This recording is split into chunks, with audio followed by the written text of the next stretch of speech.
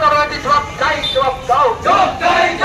এই পশ্চিমবাংলার মধ্যে পশ্চিমবাংলার মধ্যে একজন ডাক্তার নিরাপদ নাই কেন? অপদার্থ পুলিশ মন্ত্রী মমতা ব্যানার্জি জবাব চাই, জবাব দাও।